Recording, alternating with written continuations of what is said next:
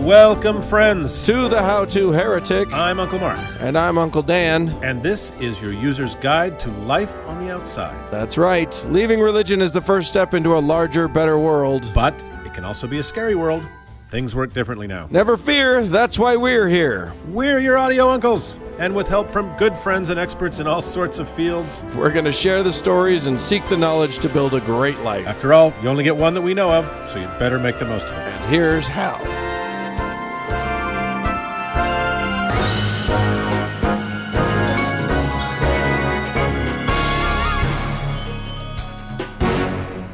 Well, Uncle Dan. Yes, sir. This is another in an ongoing series of shows. What we've done here is we've established a pattern whereby each week we release a different show, and this is one of them. And now we have to fucking do it every week. My God. So, yeah, we have a fun show this week. I am going to talk about how you were wrong about the 10th commandment, Dan. I'm always wrong about all of the things. I think that's right. That much is clear.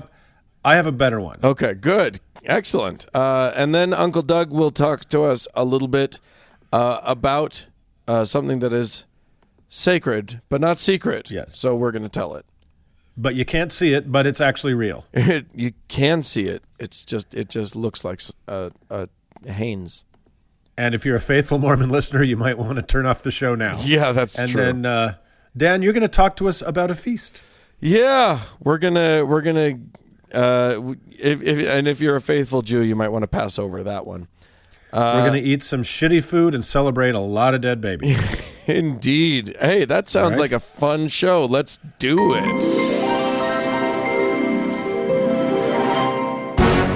Well, Uncle Doug. Hello. Uncle Mark has decided that he's going to help us all learn ways that we can be better humans. And these are ways that we are not options. What are you saying about me? Well, I'm saying you're not quite perfect yet. There's one more thing you got to tweak, and that is a commandment. Is that right, Uncle Mark? That's right. And I think, fellas, this commandment really you're going to see is probably the most meaningful and important of them all. You're really going to be impressed, and you're going to take it to heed. And I think that we're all going to live by this commandment. I think so, because it's that universal, and you'll see. We're going to get to. I don't even know what it is, and I'm already on board. Well, committed. Wasn't last episode, but on episode 25, Dan, you discussed the 10th commandment. Yes, I did. Which you thought was about coveting, wanting your oxen, your asses, your people, places, and things, et cetera, right? Your neighbor's stuff, yeah. Well, I'm going to see your 10th commandment. I'm going to raise you a 10th commandment. Because that's not what the 10th commandment is, right? So just follow me a little bit. Walk with me down this path. And you're on a very short leash here, baby. Yeah, you're writing checks your body can't cash. So, all right. So in episode 25, we talked about the 10th commandment. You talked about your 10th commandment. Yeah. In episode 17, we discussed that the 10 commandments appear at least twice and kind of really thrice just in the common translations of the Bible, right? Right, And that every time they appear, they kind of get larded up with a few more amendments and clauses, right? There's always a little more, and this, and this, and this, and this, and this. Okay. So just in the Bible in your hotel room drawer, there are varying versions of the 10 Commandments. So sure. There's also that leads to a larger conversation that there are varying versions of the 10 Commandments between different Christian sects and religions, and even kind of in Judaism. So let's talk about that a little bit. So there are. I'm very confused. Very confused. There are at least 1, 2, 3, 4, 5, 6, 7, 8 commonly used versions of the 10 Commandments. That, of course, most Christians couldn't even really get through one of them accurately, right? And we all know that. We're recording today on Easter, so that was a loving shout-out to our Christian brothers and sisters. So the first one is just the Septuagint version, which is generally followed by Orthodox Christians. Sorry. The second version is the Philo version, which is the same as the Septuagint, but with the prohibitions on killing and adultery reversed, because that matters a ton. Yeah, well, you got to get them in the right order. You got to get them in the right. You got to do them. You got to break them in the right order. Right. If you're gonna make a movie about, oh no, that's the 7 deadly sins. Why isn't there one about breaking all of the commandments? I don't know. There needs to be a 7, and then at the end it's like, what's in the box? And surprise, it's that ass I was coveting. It's something I want. Something. Oh, yeah. I want whatever's in that box. What's in the box? So of course the Jewish Talmud makes the prologue or the first saying.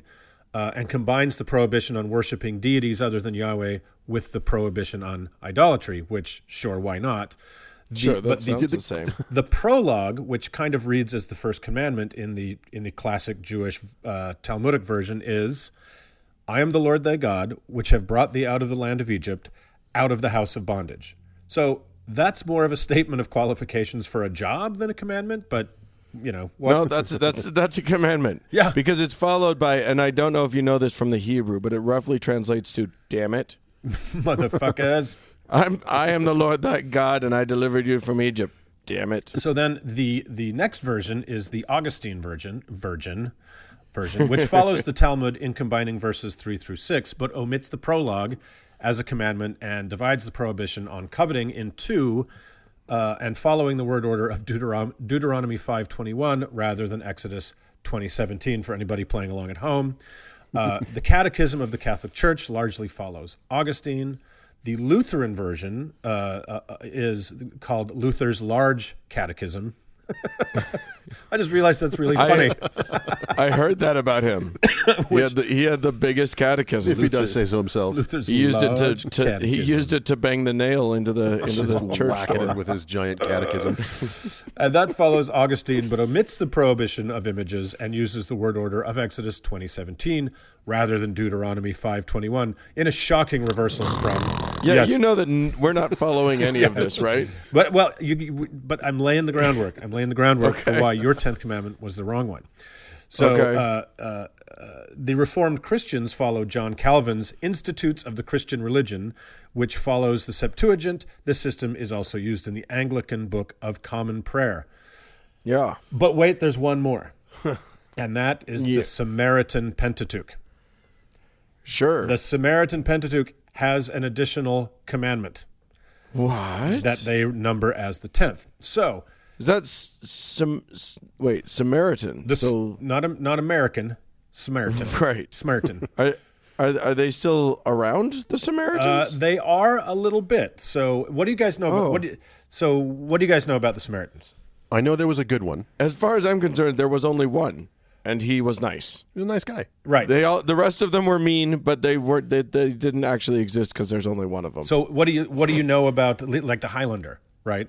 Right. So yeah. What do you guys know? Like other than one little reference from the Bible, what do you guys know? Anything? I have no knowledge of this. I don't know much. I know that they were not friendly with the Israelites, which is partly why the parable was powerful. Yes, exactly right. So because it's like, oh, even our enemies can be good people, blah blah blah blah. So right, and you're exactly right on that point, and I'll cover that a little bit. But they are adherents of Samaritanism, which it shockingly makes sense, I guess. It's a religion closely related to Judaism. They believe that their worship, however, is the true religion of the ancient Israelites from before the Babylonian captivity. What was the Babylonian captivity? Oh, that's so fun. So this is the first moment that I've realized that Samaritan is not a person from Samarita. Like I didn't know it was a religion. I thought it was like a nationality. Okay, cool. I've learned. Okay, well, so go on. If you remember in the book of Daniel, of course, it is the story, yes, Daniel's book, where Nebuchadnezzar destroyed Jerusalem and for some unknown reason wanted all the unblemished young boys from Israel brought to his court. Yeah, doesn't expound on unknown. that. Doesn't expound on that. One of them being Daniel. So the descendants of the captivity are what we commonly understand as Jews, right? Oh, so those are the people that lived for a couple generations under Babylonian captivity. Sure. The Samaritans are descended from those that were never part of the captivity. Therefore, they think their version of the faith was uncorrupted by foreign ideas. They believe that Mount Gerizim. Now we have a few Israeli listeners who are going to probably kick me in the balls for that pronunciation. Was the original holy place of Israel from the time that Joshua conquered Canaan. And the major issue between Jews and Samaritans has always been the location of the chosen place to worship God. So it's Mount Zion in Jerusalem according to the Jewish faith, and Mount Gerizim according to the Samaritan faith. So, and it's Jackson County, Missouri, according to the Mormons. Exactly. And so I think this is the basis for the hatred between the Judean People's Front and the People's Front of Judea, basically. Yeah, exactly. So I feel like splitters. So it's like Samaritan is to Jew as Jew is to Christian.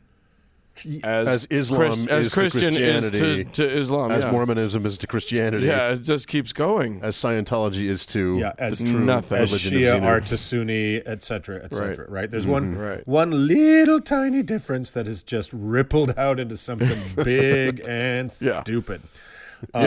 So you said, are they still around? They're hanging on, and really, apparently, it was once a huge community. And then it got shrunk quite a bit because there were Samaritan revolts. And again, I've always found them revolting. you're gonna feel bad when I tell you how many are left after you said that. They revolted against the Byzantine Empire, and then there were forced conversions to Christianity and mainline Judaism and Islam, et cetera, and just a lot of murder. So as of January 1st, 2017, there was an Israeli census where you were not required to go back to your father's birthplace. And the because that would be stupid. That would be a ridiculous ancestor's birthplace. Because that never happened. Right. But as of that date, 2017, the population of known Samaritans was 796. Holy shit. I would just give up at that point. Yeah. Just let it go. I think they're well and fucked.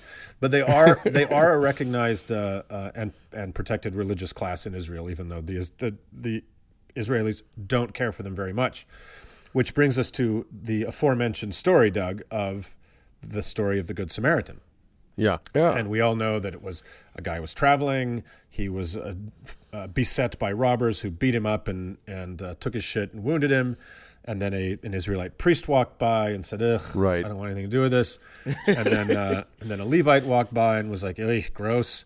And then a Samaritan walked by, and he could not but help this poor stranger.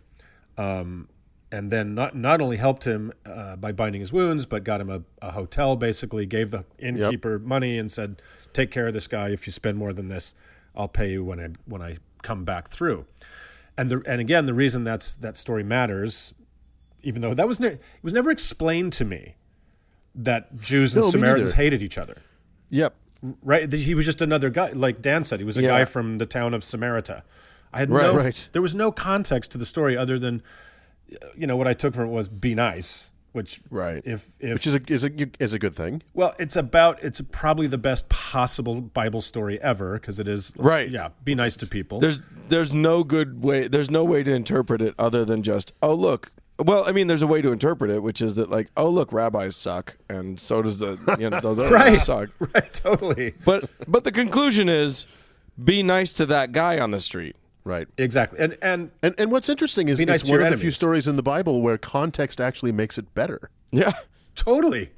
But the people that were teaching us probably didn't know this either, right? So that finally brings us to the critically important and universally applicable Samaritan 10th commandment. So okay, yeah. Yeah, it's super short and you're going to see that it matters to everybody's life. Okay. No fatties. No femmes, no fatties. Okay. You guys ready? Okay, hit me. Samaritan commandment number the 10th. It shall be when your God will bring you to the Canaanite land, which you are going to inherit. You shall set yourself up great stones, and plaster them with plaster. And you shall write on them all the words of this law. It shall be when you are passed over the Jordan, that you shall set up these stones, which I command you this day, in Mount Gerizim. There you shall build an altar to Yahweh, your God, an altar of stones. You shall lift up no iron tool on them. You shall build the altar of Yahweh, your God, of uncut stones, and you shall offer burnt offerings thereon to Yahweh, your God, in case there was any doubt. And you shall sacrifice peace offerings, and shall eat there, and you shall rejoice before Yahweh, your God. That mount beyond the Jordan, behind the way of the going down of the sun, in the land of the Canaanites who dwell in Arabah, over against Gilgal, beside the oaks of Moreh, against Sechem. That's it. If you thought there was more. Well, I did think there was more because it didn't feel like it was ever going to stop. The guy with the chisel is probably bleeding right now. So I think that when they were shooting the movie, Charlton Heston is like, I cannot carry this many tablets down the hill, guys. I just can't. It's too many props. But that was one on the tablet that he broke. Yeah. So that is the Samaritan 10th commandment. Wow. Yeah. Wow. And take that forward, everyone, in your life.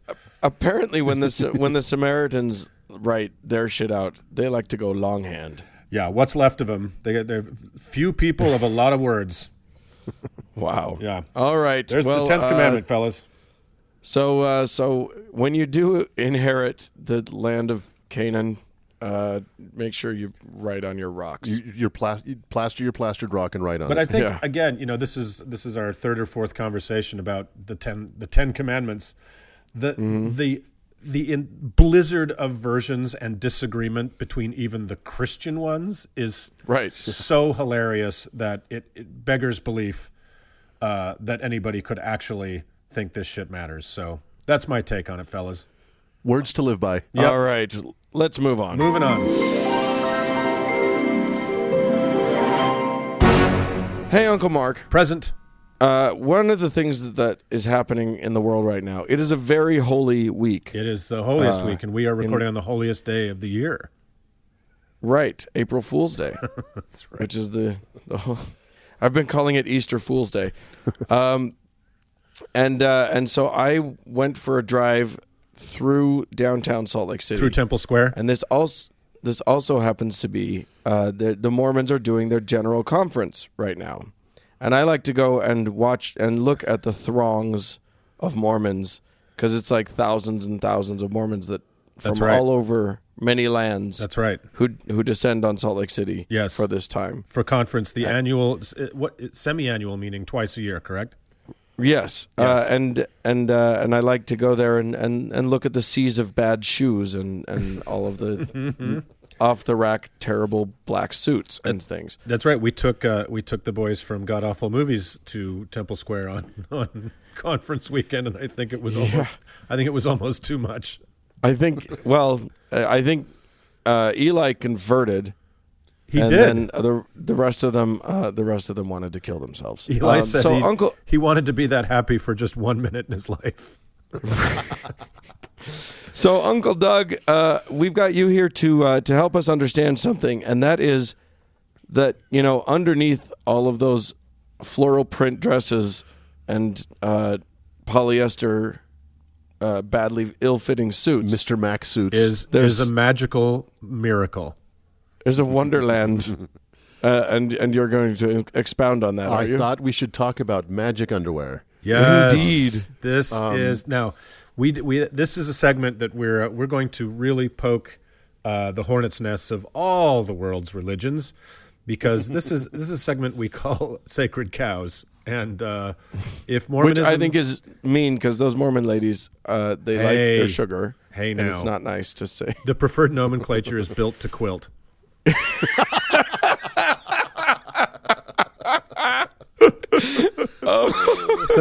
I've never heard that. Really? I think that's my own invention. But I think I pretty amazing. Pretty good. So, pretty good. Doug, in addition to a what could be a wonderful examination of Mormon fashion, and maybe we need to do that as a segment one time, Dan. Is like do a red carpet, but like Joan Rivers at the red carpet, but have it be somebody reviewing Mormon fashion at conference, which would be hilarious. Oh my gosh! But there's a fashion beneath the fashion, isn't there, Doug?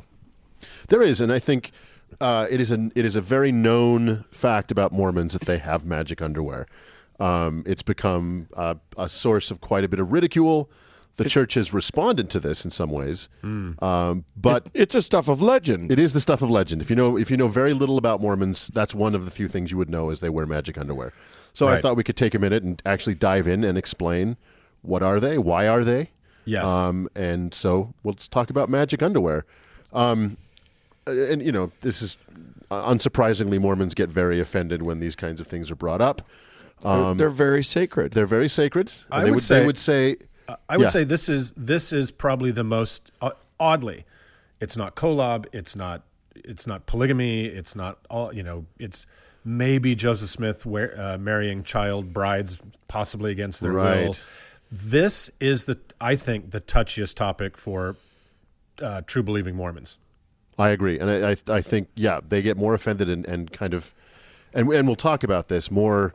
I guess it's because it's so close to the skin. It's something that they all are engaging in. I think it's because they know in their hearts that they should be embarrassed about this thing. I agree. Yeah. And yet they also know that they're supposed to take it deadly seriously. Very seriously. So they don't want you to bring it up to them. Right. Yeah.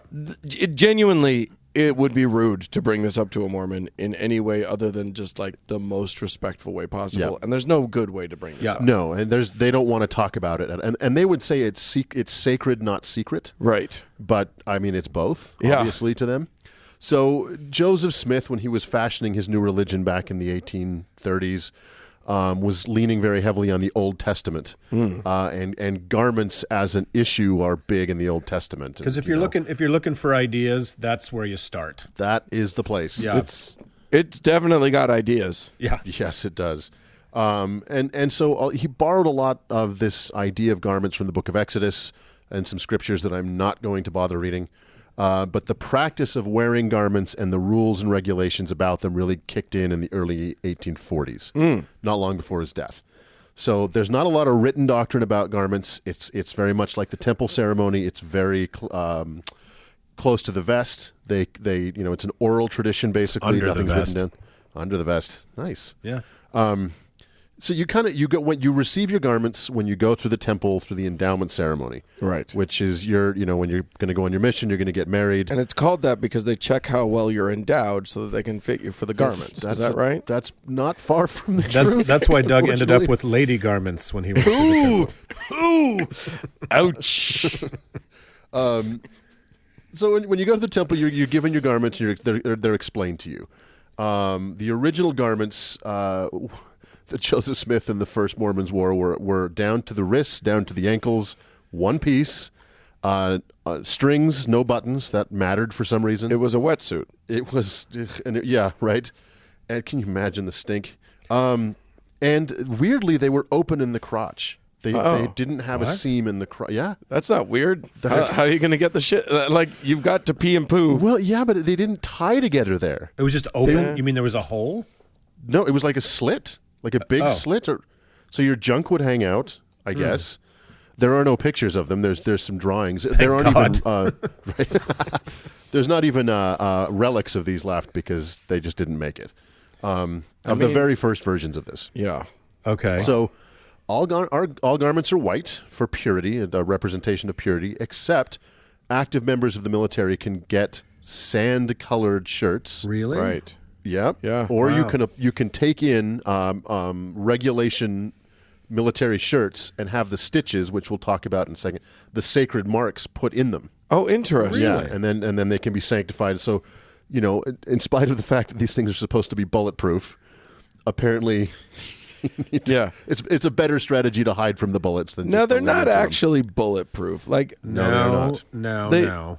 they don't even claim that they are. They just claim that sometimes they have been in the past. They have clarified, and we'll get to this. They've clarified recently that they are not protective from bullets, fire, whatever else. That is an absolute 180 from when I was growing up in the church. Oh yeah. Yeah. And so for the longest time, especially on open mic night, sacrament meeting at Fast at and Mormon testimony church, meeting. Yeah. There were just story after story of I knew somebody who was burned everywhere except where their garments were, or stopped a bullet, or stopped a knife, or whatever. So it part of Mormon lore is the garments were more than just sacred; they were magical. They would protect you. I'm older than you guys. I grew up like in the as a kid at the tail end of the Vietnam War, so that was still fresh in the memory. And I can't remember who this guy's name, but he was a very, very senior and revered guy in our ward, right? And he sat in to teach a young men's class or a priesthood class one day. and told us several stories, firsthand accounts of seeing somebody shot, multiple times in the chest with an AK-47, and they weren't even bruised because they were wearing their garments in Vietnam. I love that, because that means that there was a man who was meant to be a very important and very righteous man in your church. Yeah.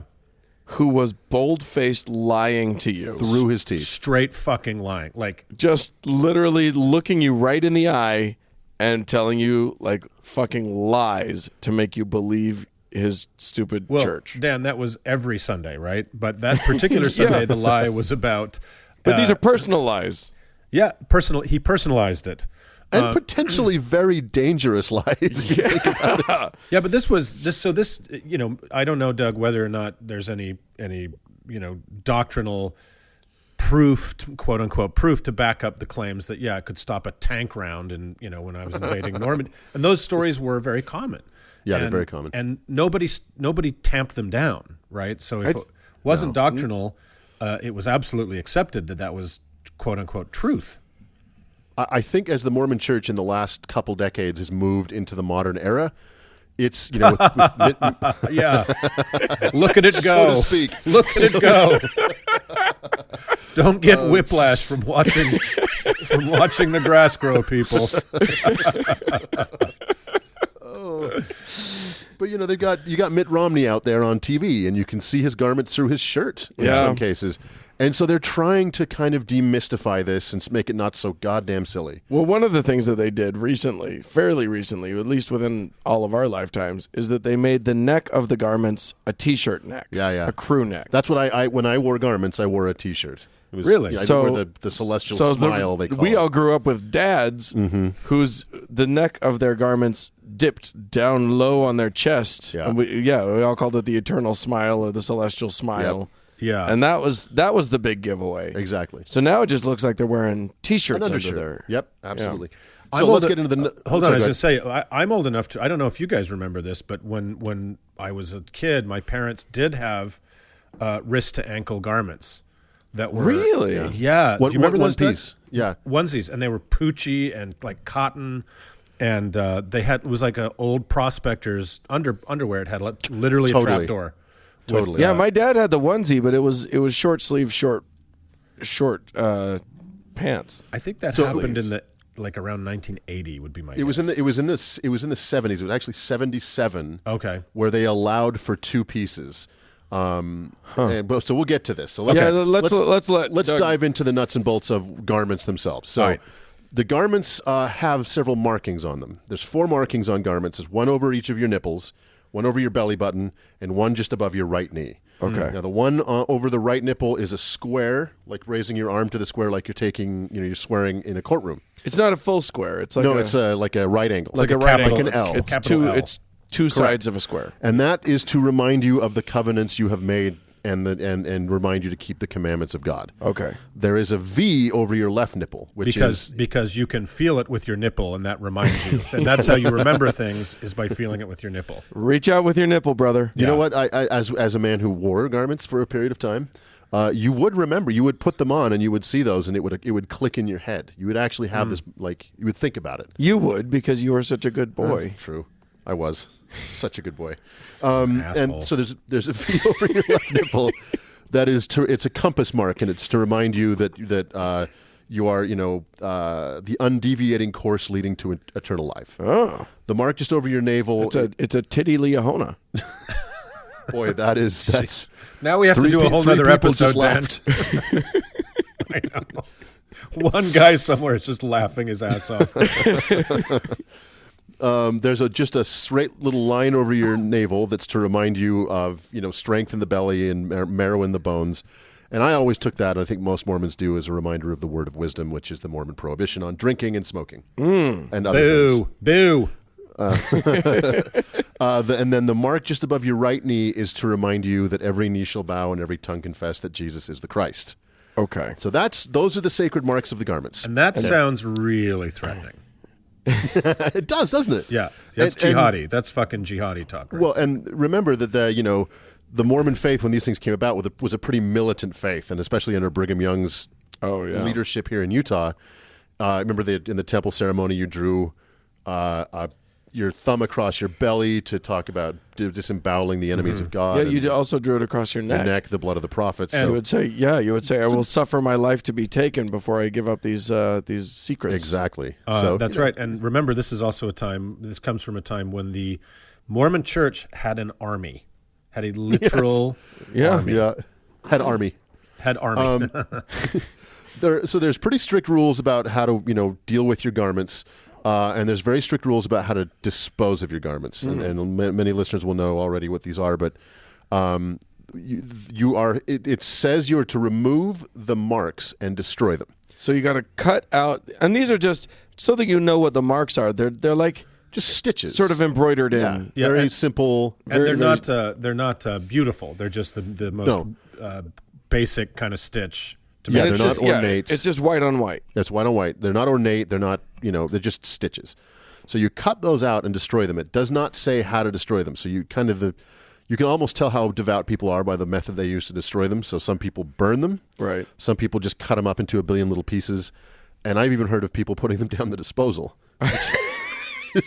I was going to say toilet, but I like it. Yeah, once those symbols are out, then they're just rags. What's the most devout method of disposal? I would say burning. Burning. Yeah. All I can say is there's so much just rags that's what I spent my childhood dusting our house with. Yep. Once they're out, they're just rags. Mormons are a superstitious people, but they are a practical people. Yeah, it's so true. And gross a little bit. Like, now that I think about it, I was using my parents' underwear to clean my home. Yeah. That feels weird. That's 1 degree of separation away from your dad's balls. Right? Okay, so... Think about that, Dan. Hey, I used to live in there. You know what I mean? That's like, right. At some point. This is from which I sprang. I feel a kinship with it. Yeah. What am I going to do? This is taking a turn. Abort. The common way for Mormons to think about when to take their garments off, they're supposed to wear them all the time. Sleeping, gardening, there are the 3 S's. Sex, Nom, swimming, wear and them sports. in Nom. You're supposed to wear them in Nom. Especially in Nom. Yeah. You're allowed to take them off for sex, swimming, and sports. And you might ask yourself, isn't swimming a sport? And the answer is yes, as long as we're not talking about sprinting, because that's not a sport. Okay, are we doing this now? Fuck! I hate when swimming comes up on this show. It's the worst. It's just a wet seizure, is all it is. The answer is it's not a sport when you two are involved. This is probably the only atheist podcast that will have constant swimming fighting going on it, just so people know, new listeners. So anyway, what's that boring long distance thing you were talking about, Doug? It's called swimming. All right, so you can take your garments off for those activities, otherwise you got to wear them. So that's called I don't have a boat, so I've got to go a long distance. Oh, unless your boat sinks like within 50 yards of shore, you'll be fine. Most boats sink within 50 yards of shore.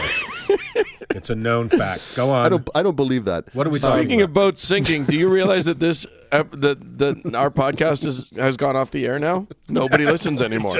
Just happened. You ruined the whole show. What's the audio equivalent of color bars? Yeah, exactly. Beep. So in 1906, President Joseph F. Smith stated that it was a grievous sin to alter your garments in any way. So this is the long sleeve, long legged garments. So I can't get all punk with it? No, you couldn't get punk with it. And fashion styles were changing. So he came out and said, nope, sorry, no matter what, these garments have to stay exactly the same. By the way, you said the letter F because Joseph F. Smith is different than Joseph Smith. Oh, forgive me, yes. A couple other presidents of the Mormon Church were named Joseph Smith. Yeah. And one was Fielding and one was F. And it doesn't the same matter. Guy. It doesn't matter. And it doesn't matter. Yeah. So, of course, like most things that are pronouncements of the Mormon Church, it changed. Yeah. In 1923, they let them be shorter. And then in the 70s... So they could be flappers. Dun, dun, dun, dun. And then in the 70s, they allowed for the two pieces. And tie-dye. Up until 77, you could make your own garments. But that was... Yeah. Now, I'll tell really? you, I'm going to interrupt and tell you a quick story that I heard, which was that there's a convent of Catholic nuns that's in Bountiful, Utah. And they, for the longest time, one of them heard about garments, Mormon garments. Yeah. This was back in like the 60s, I think. And they used to come down to ZCMI, which is the sort of the Mormon department store, and they would all buy garments because you didn't have to show anything. At that time, like, I think the Mormons just assumed nobody's going to buy these who shouldn't have them. Right. So there was this whole convent of nuns that for years, all of them were wearing Mormon garments as their underwear. Why? Because it just felt like less sassy than like panties or because whatever. being a nun isn't horrible enough, Right? to like wear a fucking nylon hair shirt. Jesus, those bitches were hard. They were. Yeah. So, in response to the kind of mocking the church has been getting over this, in 2014 they released a video that kind of explains garments. It doesn't go into the sacred marks or anything, but it talks about them, and it shows like Hasidic Jews rocking at the Wailing Wall, and Muslims praying, and Catholic priests and nuns. They're trying to say it's a yarmulke. They're trying to say Basically. it's a reminder of your faith. And you know, I think that's actually a good point. Yeah. They are no more silly than the priest in his robes with the censer and the smoke, right? Right. I mean, at least we don't have to. I like that it's not outward. That it's because unlike, you know, when you see a Hasidic Jew, you know, it's like, oh, you're trying to separate yourself from me, right? You're trying to make sure that I know you're not like me. It's a public we're pronouncement of your faith, right? And it feels like it feels alienating to me. And at least the Mormon thing, like they're wearing a thing all the time, but it's for them. It's not about like I'm separate from you. It's about I've got this thing. Yeah, and it's assiduously hidden. But here's the thing: is a yarmulke does not fail to support your boobs, right? well, now that's an interesting thing. Doug, why don't you tell us about how bras are worn when one wears garments? And for some men that need support in their underbits, that's not all men. Hashtag, that's right. Not all men need support in their underbits. It's also a bit of a fail, isn't it? Oh, yeah, totally. And if you have to wear a bra or a bro, you wear it on the outside of your garments. And it's a very odd, you know, not that I got to see many girls in their garments and bras. Unfortunately, it was mostly my mother. Oh, no. Okay. But, you know, because that's part of the deal is you don't get to see that part of it unless you're married to it. Yeah. But, yeah, you wear them on the outside. And to kind of put a button on it all, the taking off of your garments is, for most people leaving the Mormon church, the final step. It is. It's that the day you take your garments off and put regular underwear on, that's like the day you are out. That's the day you're saying, okay, fuck it, I'm not a Mormon. I'm done. I'm over this. Yeah, so some people have haven't gone to church maybe in years, haven't, you know, in their hearts they don't believe it, but there is that physical. Yep. You know, it's almost the touch of that horrible fabric. Actually, as funny and weird as that sounds, I think it does have meaning to people. Yeah, it's hard to separate that out. It's got a power to it.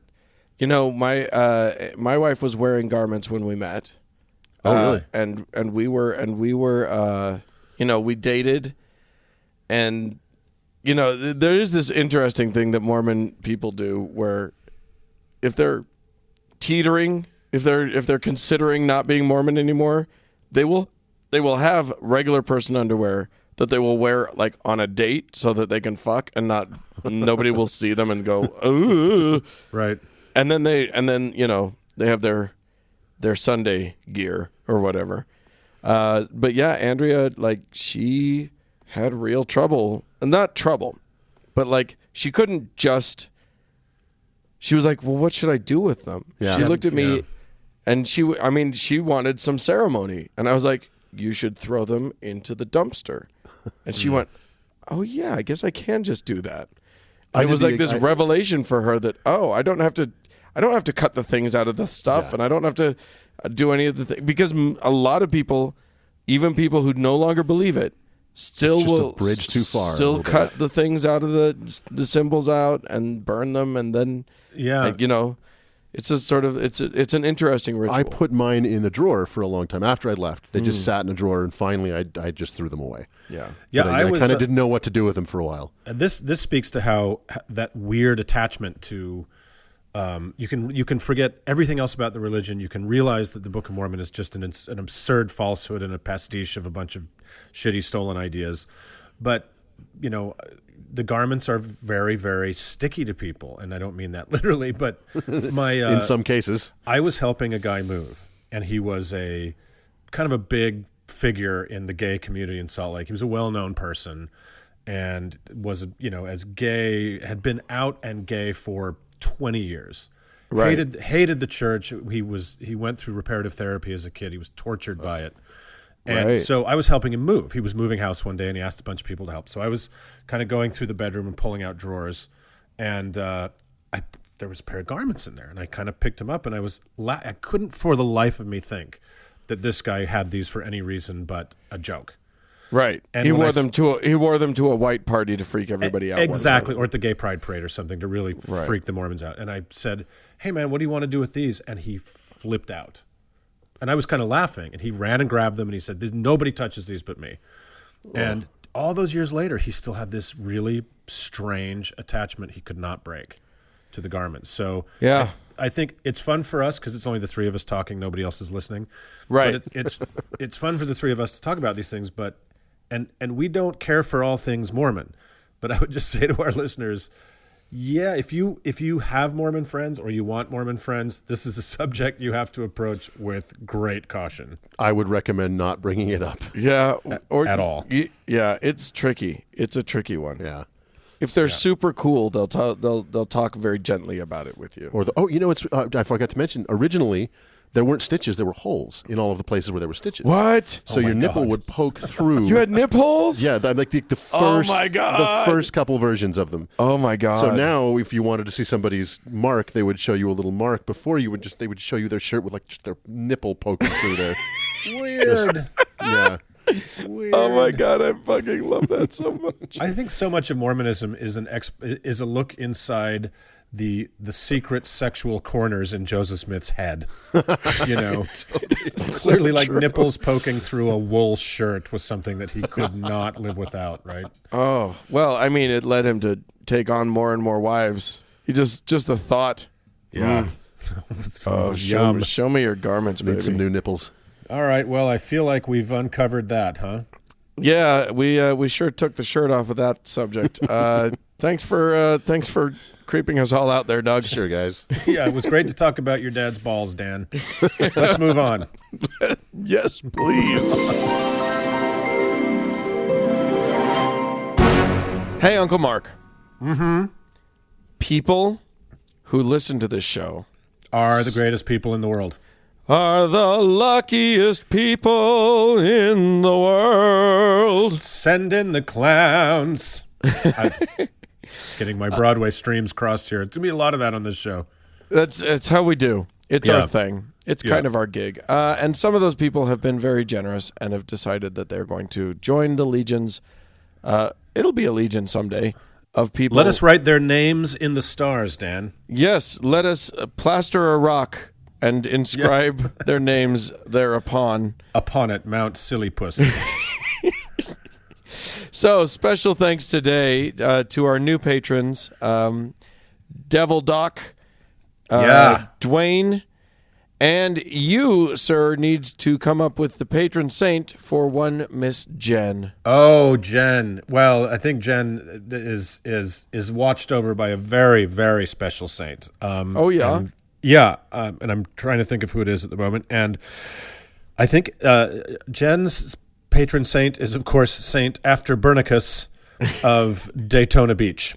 And you're familiar with his work, right? I mean, I think he's kind of the best, really. He's the patron saint of owner-operated Jiffy Lubes and the Indo-Australian tectonic plate and over-the-counter topical cold sore remedies. Yeah. That's Saint Afterburnicus of Daytona. Yeah, he's great. It's an impressive portfolio. He's your highway to the danger zone is what he is. He's fucking A, he is. So, wow, Jen, congratulations, and thanks for your support. Just such good stuff for Jen. Now, if the kids out there who are listening find us to be a worthy show and would like to get early access to every episode, that is guaranteed in perpetuity to be ad-free. We may start running ads. I don't know, but the Patreon version will never have ads. What can they do? What can these people do? That you just go to howtoheretic.com, click on the Patreon link, and throw every dollar you have into that account, and that'll help us out, and that'll help us. Dan and I were just talking about doing things like going to conferences, trying to do meetups, meet some of the good people Trying out to get there. out there and find you and people. Press the flesh and cry and laugh together in equal measure. So if you can help us out that way and help us support the show, we sure do appreciate it, and we will write your name in the stars at a future date. Yes, indeed. Let's move on. Moving on. Well, Uncle Dan. Yes? Hello? Sorry to bug Is that you. God? We have invited... It's me, Violet. We've invited Uncle Doug here today because we need this much help. Well, because we're going to have a feast. And I'm a hungry man. But on our way to that feast... You like bitter herbs, don't you? I love bitter herbs. Okay, let's go. And pita. On our way to that feast, we're also going to talk about the latest in... exterior door frame decor. If I understand that correctly. It's the feng shui of the Lord. Yeah. Yeah. Everybody loves some good exterior decorating. Your HOA is not going to like this one. No. And your neighbors will laugh at you or be furious at your what you've done to your porch, but you'll be laughing last when your firstborn's still alive. That is true. That's undeniably, I think I summed it all up. undeniably how this works. So yeah. So for the Bible tells us so, which also includes the Book of Mormon, the Torah, the all the things. Sure. What are you going to tell us about today, Dan? What is this feast? Jesus loves me, this I know, for he didn't murder my child. This is Passover, and it is celebrated to this day by the Jews. The Jewish people. Now, I am going to disclaim a little bit and say that I am no expert on this, and Rabbi Gruber may need to write in with an entire several pages. A Pentateuch of criticism is coming. Our super fan hater in Israel is going to have a busy week this week with all things Israeli and Jewish, et cetera, et cetera. Yeah. So we'll either post those corrections as they come in, or we never will. Or we won't, because accuracy is really kind of not our thing. And nobody really cares, because none of this is real. None of this is real, and we're just trying to have some fun. We actually had somebody write into us, and he was like, accuracy is important. I get the blah, blah, blah, but you missed this, and this. And I was like, yeah, that's not, we're just having fun. And you know what? If you need to look it up, look it up. That may not have been a nice response. I didn't mean to be rude. Whoever you are, sorry about Dan's behavior. Yeah. He's, I have a disorder. He can be ungenerous at times. But let's go on. Passover is celebrated by the Jewish people. It is the Festival of Lights. Nope, not at all. It's not that thing. The oil burned for 9 days. Nope. Passover is actually one of the important holidays, unlike Hanukkah. Moses floated down the river in a dreidel. That's why he got all confused. He was spinning. Shalom. Yes. Ooh, say another Jewish thing. It hydroplaned. They're so happy. So we're talking about this is the time in the Old Testament when so the Jewish people, according to the Old Testament, were captives of Egypt. They were slaves of the Egyptians. We now know that there is absolutely no anthropological evidence that any of this is true. You would think that if, and as we learn from the Bible, that approximately 2 million people exited from Egypt, from a place that had, I think, a total of about 4 million people. Right. There'd be a record. Yeah. The Egyptians were a record-keeping folk. They were kind of, that was their thing. It was property. Yeah. It was property. if that much of your if 30% of the real estate of an entire nation just picked up and disappeared, just left, somebody would have written it somebody down, would have been like, right? Hey, it'd be in the fucking I paper. should take note of this. this is going on a papyrus. I'm writing an angrily worded papyrus. We all just got 30% poorer, and the people who build our giant pointy houses are gone. Right. Not only that, Right. If you guys read these passages, there's an amazing thing that happens too, where all of the Jews go and borrow. They ask their Jewish or their Egyptian neighbors, their captors, "Hey, can we have your gold?" And they say and yes. Garments, and they're like, "Okay, sure." Right. Which Yeah, I don't think so. Which doesn't pass the smell test, guys. Right. Although, I will say this. When you ask to borrow someone's gold immediately after your God has murdered their firstborn son, maybe they'd be more apt to say yes. Fine, please, just go. All right, fine. They're motivated lenders at that point, absolutely. It's just market forces, guys. That's right. Just market. But here's the truth. was a buyer's It is market. all market forces. It is all market. Like Yeah. the myth. I am an Exodus denier. I'm not gonna lie to you. Right.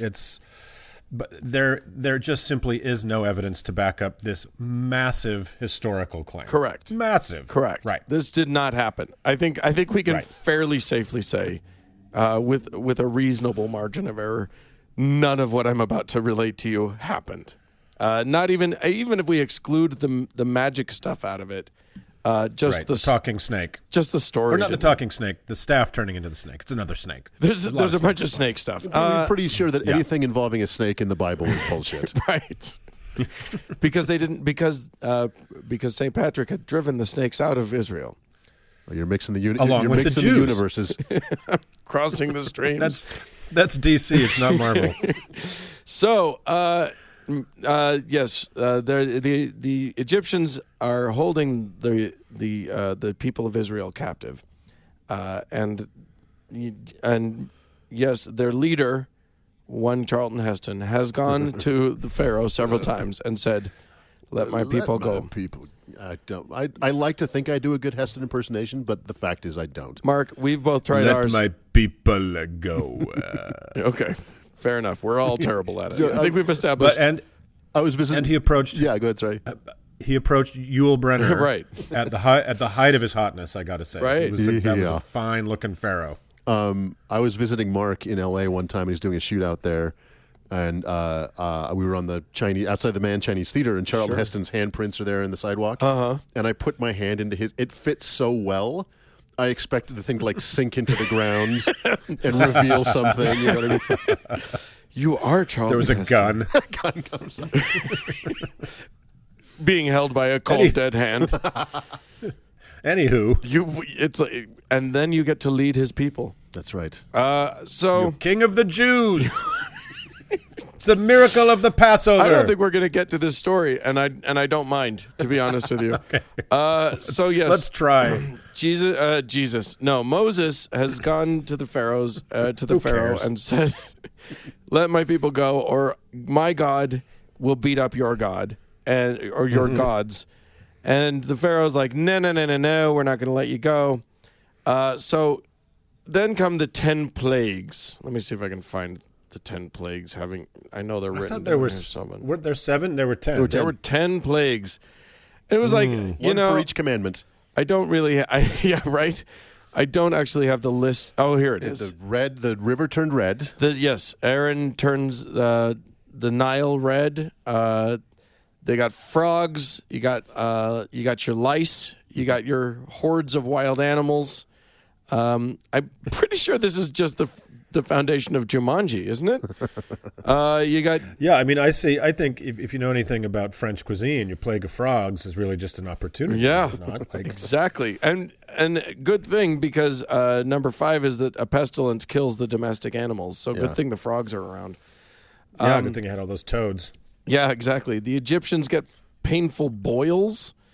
Yeah, that'll happen. Now, I'm going to point out that during all of this, each of these things happens, and Pharaoh still says, "No, you can't your people can't go away.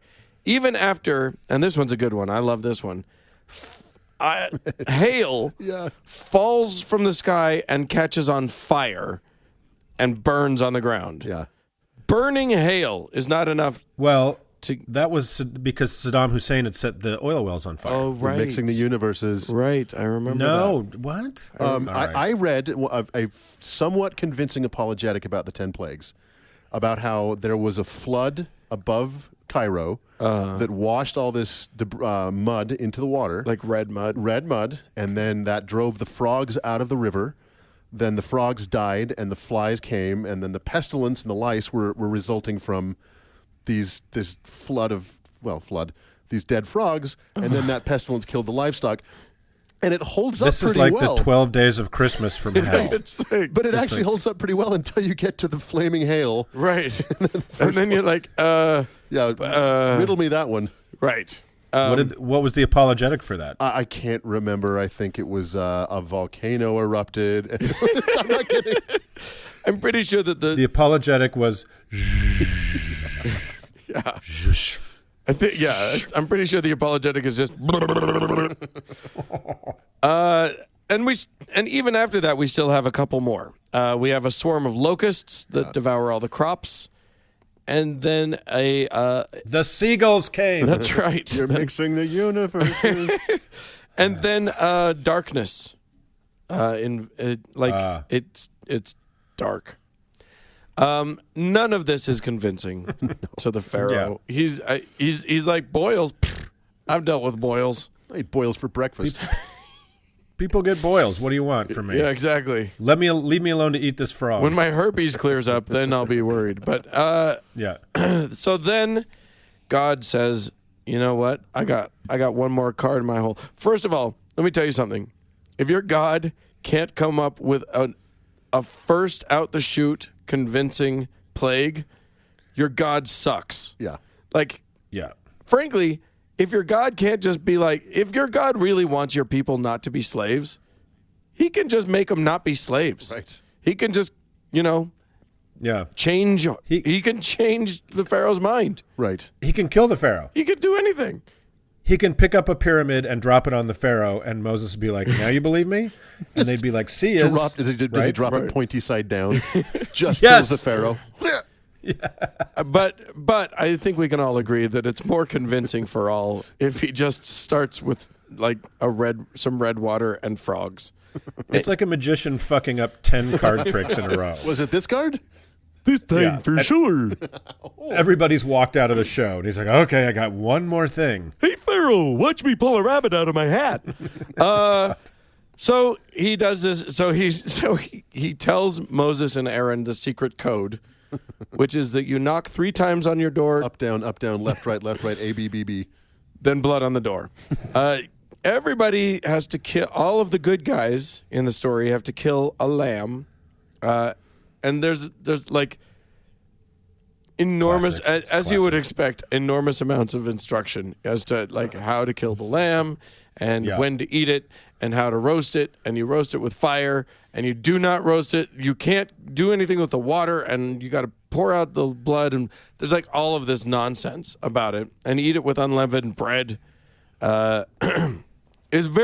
Unleavened bread plays a disproportionately important role in this story, and it's never explained as to why, but boy, get the fucking leavening out of your house. It's like literally it's calling from inside the house. It's calling from inside the house. Is there leavened bread in the Bible? Yeah. Is there? Yeah. The whole point is like all you have to do is to turn unleavened bread into leavened bread, you leave it out for a while. Yeah. It rises. So basically, he's just saying, don't let it rise. He's an impatient God. He doesn't like waiting for bread. So there's all of this shit about that. In Exodus 12, we will take from as our text Exodus 12. There's all of this stuff about what you're supposed to do. And on the 14th day of the same month, the whole assembly of the congregation, blah, blah, blah. Everybody kills your sheep or your goat. It's got to be a lamb or a kid. You kill it on the 14th day. You take some of that blood and you strike it on the 2 side posts and the upper door post of the house, the lintel. Yeah. And then you take it inside and you eat it. You cook it. You roast it by fire. If you want to boil your lamb, fuck you. But I do. I love boiled lamb. You can't. No. You will fucking roast it on the fire like a goddamn Jew. Exactly. What are we, Scottish people? We're not boiling the meat. That sounded like a slur. No. Like it's a good thing in this case. Also, the Bible is pretty replete. I don't know what it is about doors and thresholds. Yeah. But there's a lot of bloody, sticky, scabby thresholds and door jams in the Bible. Is it me, or is that a theme? Sure. It kind of is. I mean, basically, when you've got almost nothing, door's a big deal. Anyway, so yes, eat it and eat not of it raw. So no raw thing, nor sodden at all with water. You don't want a soggy lamb. But roast with fire, his head with his legs, and with the pertinence thereof. I did not look up that word. I don't know what it is. Anybody know what pertinence is? No, nobody does. Okay, awesome. I'm going King James here because that's the good stuff. Yeah, it's the Bible. And you shall let nothing of it remain until the morning. So everybody eat all of it. You have to eat the whole thing overnight? And that which remaineth of it you have to burn with fire. As opposed to burn with what? Ice? Yes. I don't know. And thus you shall eat it with your loins girded, your shoes on your feet, and your staff in your hand. And you shall eat it in haste. This sounds perfect for you, Doug. Eat your lamb. Eat it all. Eat it fast. Eat it fast. With only one hand because my staff is in my other hand. Yeah. I often masturbate My loins while are I all eat. bound up. What about the loin of the actual lamb? Because lamb loin is delicious. Does that have to be girded or not? Is that ungirded? Getting deep here. Anyway, so yes, if you struck your lamb blood correctly onto your door, then the Lord will skip your house in his little rampage, which is that he goes In his child murdering rampage. He kills the firstborn of everybody, not just people, but animals too. He just goes and just Well, they have it coming. kills the firstborn. Yeah. Which, all of those times when the Lord God is a merciful God, Just remember this. just remember that thought. He murdered a city full of children. Babies, children, if you're you're a new parent, you're happy. Yeah. You're just an Egyptian living your life, and then one night you get a call from, Sarah down the street who's like, "Hey, did your kid die? Because my kid died." Yeah, you think you'll just the rest of your life think about that night you didn't smear lamb's blood on your door jamb. Who didn't tell? Yeah, imagine the one Israeli that didn't get that memo. Like leaving the baby gate open, or Oh my God. not looking in the rearview mirror when you backed out of the driveway. It's the same thing. It's the same thing. Yeah. Do you remember in the movie The Ten Commandments where that happened? The angel. When he backed out of the driveway. No, who could forget that? It was actually really scary. The fog. The fog. It was a fog that came into town. Deadly fog Yeah, that it was just great. kills firstborns. Mm-hmm. You'd be safe, It's actually Doug. kind of an. That's right. It's kind of an awesome movie, actually. It is. It's kind of an amazing movie. Awesomely terrible, but terribly awesome. Yeah, it's great. It's only 12 hours long, so it's for everybody. So then finally Pharaoh's like, "Oh yeah, you killed my kid. That was a good one. That was you know what? You got me on that one. All right, fine. You got me on that one. Take your people and get the fuck out." And that's the big story. And he said, "Can we have a map?" And he's like, "No, you'll find your way. Yeah, You'll be fine. you'll be fine. You guys just go west. You'll be good." Go that way about 40 years. Right. Take a left. Yeah. So the Lord had his people all go to their Egyptian neighbors. Now they're neighbors. Before they were their captors. Now it's their neighbor. And be like, "Hey, give me your clothes and your gold." I actually read, now this is, I'm going to try and relate this without being culturally insensitive. But I was reading about Passover on a Jewish website. Mm-hmm. And it basically bragged about the Israelites leaving Egypt rich. Really? I was like, they fucking stole that money. Like literally, from like grieving families. From these horrified, grieving families, they go to them and they're like, first of all, I don't know how it translates in other things, but in the King James it says borrow gold. For my money, when you borrow something and then you don't return it, you are a thief. You have stolen their gold.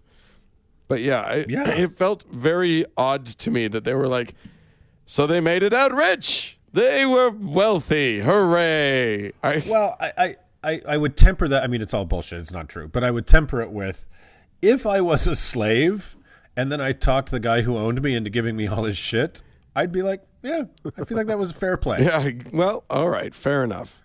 I feel like that's totally fair play. So this has been really wonderful because now everything makes sense. Right. Isn't that nice? So this is what has led the Jewish peoples to celebrate. And every year they do it. And they do it by having a Seder, which is a festive observance where they, on the 15th day of Nisan, Sentra, which is a month, I think, in their calendar. They have to have their own calendar because they're so special or whatever. Chosen people. Aren't chosen people just the worst? They are the worst. So I wanted to clarify that I was not saying that about the Jewish people just then. Just all chosen people. It's rough. Whoa. Dan's out on the ice all by himself on this one, people. But keep walking down. I'm used to it. I don't think the thaw has happened just yet. Anywho, they eat a bunch of things. They eat unleavened bread in the form of matzo crackers, which are gross, and then they eat bitter herbs, which is gross, and they eat some other stuff. What are the other things? They dip the bitter. They must eat lamb. They dip the bitter herbs into salt water. Well, you'd think that they eat lamb, but the tradition is something to do with a lamb's bone or something. It's weird.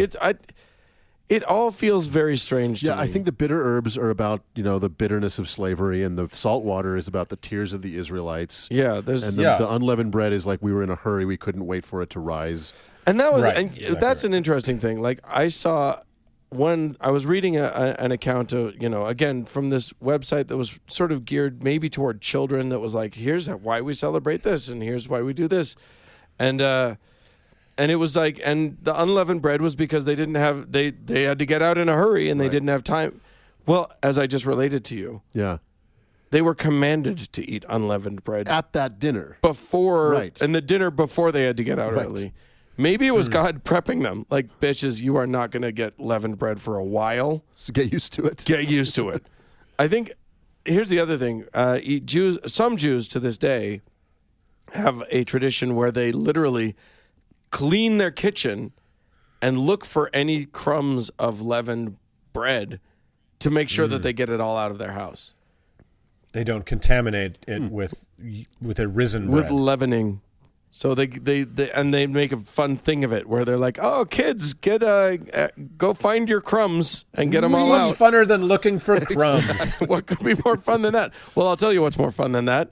Then during the Seder, they break up the matzah cracker, and the biggest piece they hide, and then the kids go find the piece of cracker. Oh my God! What a time to have! You know what? It's nothing if it's not fun.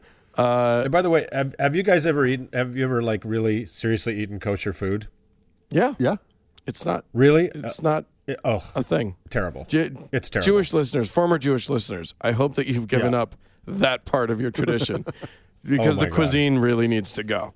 I was working on a project with a guy who kept kosher, and so a few times we went to what was listed as like the best kosher restaurant in the area in LA, and it was like, I swear to God, it was like eating prison food. I'm sorry, Jewish friends, it was horrible. You know this is true. I feel like there are prison people who are offended now.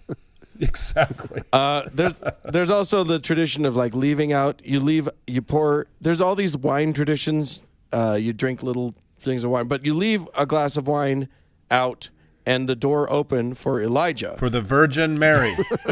Crossing the universe. For the prophet Elijah, who at some point, it was prophesied that he's going to come back on Passover and announce that the Messiah has returned. So apparently he's coming. Returned or come for the first time? Has come. Yeah, the Messiah has come. Boy, you talk about crossing the universes here, guy. Right? So the Messiah, so that's how we'll know he's going to come to your house. And I've always just wanted to find a Jewish house on Passover. Just wander in. And just, like, if the door's open, just go in, sit down, start drinking the wine, be like, what's up? I'm Elijah. Yeah. Just sit down, get my staff in my hand. Right. And then half an hour later, go, oh, I buried the lead. Dang it. The Messiah's here. Yeah, he's He's in the car. But there's still time for dessert. And if you have any of that Egyptian gold, I'm supposed to get it from you. You have to give it to me now, and I'm going to keep it safe for you. Don't worry about it. But yeah, figure that Messiah. You'll be hearing more about him. He's gonna be huge. He's the biggest thing. But he'll be in the paper. But tonight, let's have a great time. Let's find that cracker. Come on, kids. You have to imagine what it must be like for a Jewish family living next to a Christian family, for those kids to look over the fence all the time and see an Easter egg hunt and a Christmas tree and be like, I fucking hate my religion. Well, what's funny is that, like, yeah, I mean, at least the Jews are keeping it pure, right? Sure. These are centuries old. These are millennia old traditions.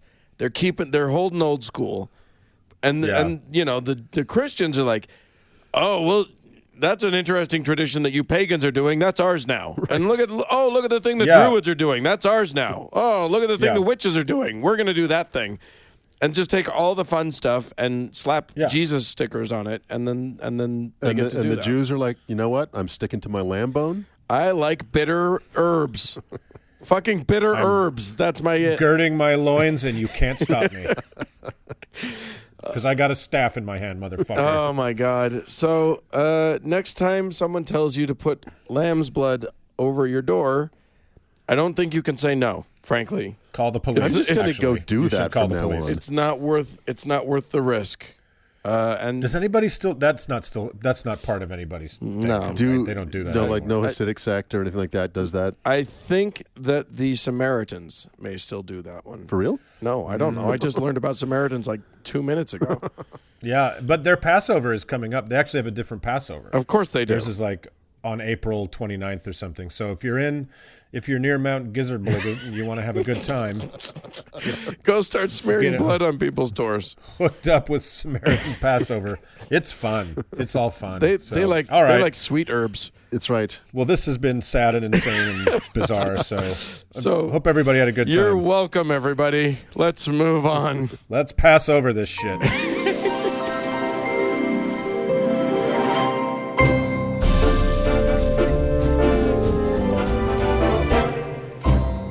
Well, friends, that's it for this week's show. Hey, we'd love to hear anything you have to say. I don't know if you've killed your neighbor's firstborn before, but let us know about it. You can write to howto@howtoheretic.com. Yeah, or you can leave us a voicemail at 903-88-HOW-TO, which is 903-884-6986. Also, you can find us on Twitter at HowToHeretic. Yeah, absolutely. Hey, thanks so much to our patrons again. We love and respect and admire all of you. And thanks to Cody Layton for editing the show. And thank all the rest of y'all for tuning in. We sure do appreciate the listen. Happy Passover! Bye, everybody.